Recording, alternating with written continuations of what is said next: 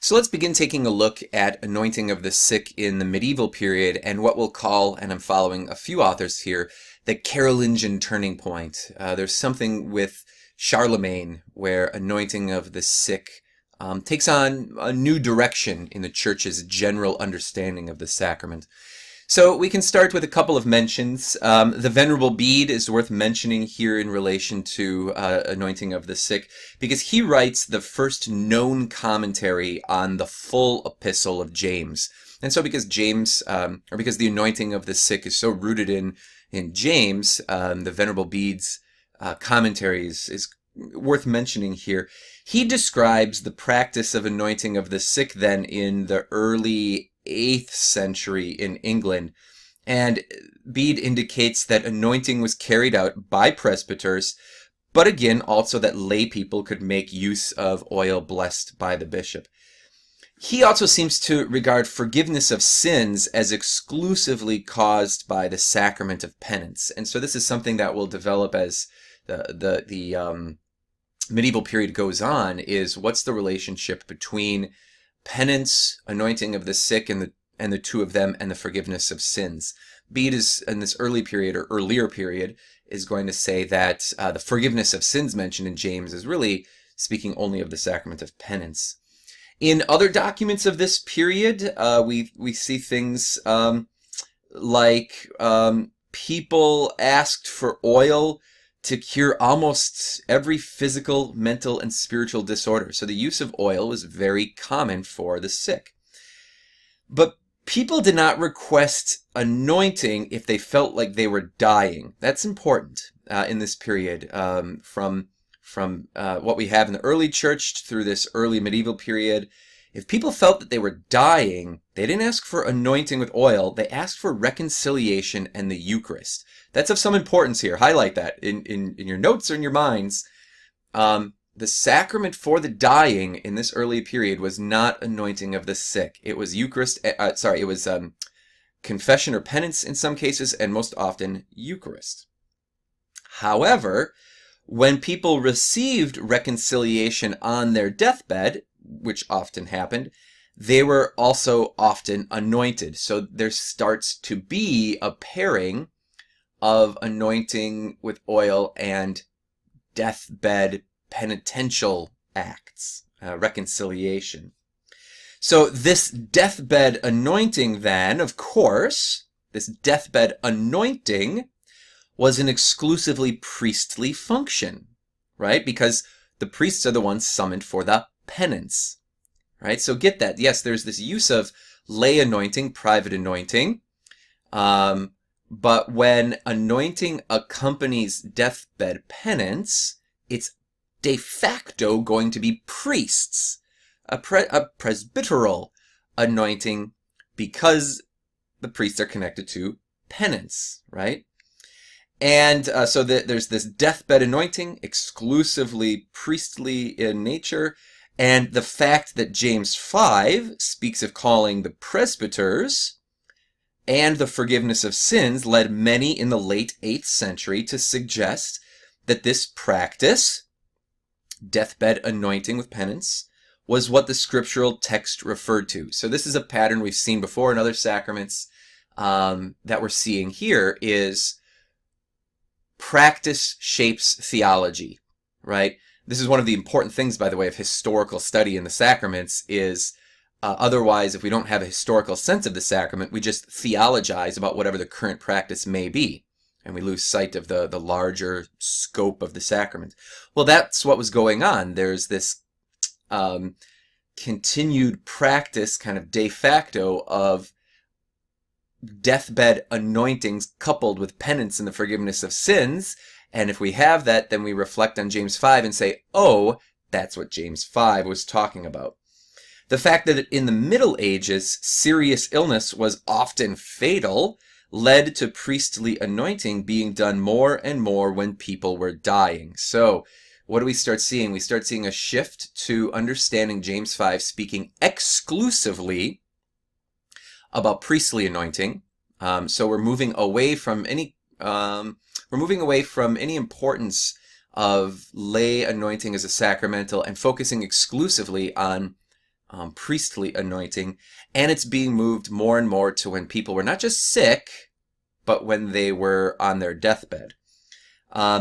That being said, the custom of private lay anointing for healing did continue until about the beginning of the 9th century, with what we'll call here the Carolingian turning point. So the key factors here in the transition from the first 800 years of history into the Middle Ages, we have a few things that happen. We have the rise of an organized ritual of anointing that's increasingly entrusted to presbyters. We've already seen that. And the association of this anointing ritual with deathbed reconciliation of penitents. So once we have that practice, we start to theologize about it and understand the sacrament a little bit differently. So this is also a period of organizational reform. Bishops began to meet in councils, local councils, and issue regulations for more uniform church practices. We see this as organizational and a period of codification and unification in the rites. So, the emperor, Charlemagne, this is why it's the Carolingian turning point, Charlemagne ordered all of his bishops to adopt the Gregorian sacramentary, the sacramentary of Rome. And along the way, the court scholar of Charlemagne, Alcuin of York, added to the received Gregorian sacramentary a supplement of prayers and rituals that were lacking in the original sacramentary that Charlemagne received from Rome, and this included newly composed rites, rite for priestly anointing of the sick. So Charlemagne says we're going to use the Gregorian sacramentary everywhere. It comes from Rome, and it's added to by Alcuin. And one of the things that's added is a rite for priestly anointing of the sick that was not present. This revised sacramentary begins to be used throughout the Frankish Empire, with the assumption that the supplement was part of the liturgical book that's been composed by Pope Gregory.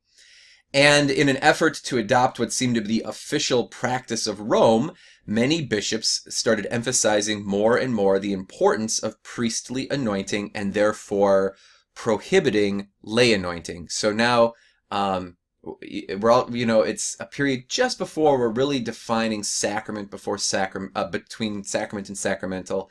But because of the usage in the sacramentary, bishops are, because it is in the sacramentary usage strictly prohibited to presbyters, you start to see the practice of that long-standing practice of lay anointings being de facto eliminated. So the anointing itself from the sacramentary was interpreted as a consolation of the church, offered to those who did not have time to do penance for their sins. Through the anointings, sins were forgiven, and sometimes as a result, health was restored. So there's a focus primarily on spiritual healing, but also recognition at this time that physical healing could be a part of the sacrament as well. By the end of the 9th century, so as this all works itself out, the quote-unquote last rites of the Frankish Church were reconciliation, anointing, and viaticum, right, or Eucharist. And so keep this in mind, this order. At this point, we have this kind of package deal of sacraments for the dying, reconciliation, then anointing, and finally, Eucharist, viaticum. So in this manner, the sacrament of the sick, anointing of the sick, gradually came to be regarded as a sacrament of the dying. Again, highlight this point in your mind. This is the Carolingian turning point. It's where a sacrament that was originally designated for the sick has become a sacrament reserved for the dying. And that emphasis will be pushed further and further as time goes on. What was not a sacrament for the dying, but only for the sick, now through a series of, well, you could say providential or accidental, depending on how you look at it, but historical developments, practice has brought it closer and closer to death. Theology starts to reflect on that, and theology starts to recognize anointing of the sick as the sacrament for the dying. In the 10th century then, a century later, the Gregorian sacramentary is brought back to Rome, along with the changes made in it by Alcuin. So Rome receives back its sacramentary, now in an edited form. So the revised sacramentary was adopted, and the original fell into disuse. Thus, the last rites of the Frankish Church became the last rites of the Church of Rome as well. So you have this established practice now through this exchange of liturgical books of penance, anointing of the sick, and viaticum as the sacraments for the dying. You move further into the medieval period, into the 11th and 12th centuries. It turns out that by being associated with reconciliation and death, anointing takes on a rather penitential character, as you might imagine.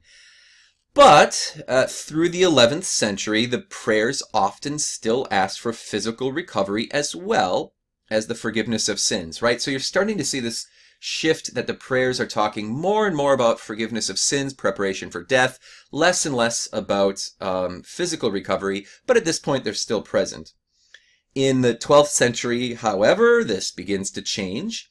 Since the anointing was rarely given to people who were expected to recover, the prayers for physical healing were gradually dropped from the rite and replaced with ones that spoke only of remission of sins and the hope for salvation. And so this was an attempt to make the words of the ritual correspond more closely to what it appeared to be, which was an anointing in preparation for death.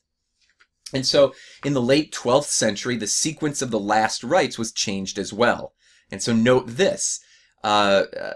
Anointing becomes more and more connected with death, right?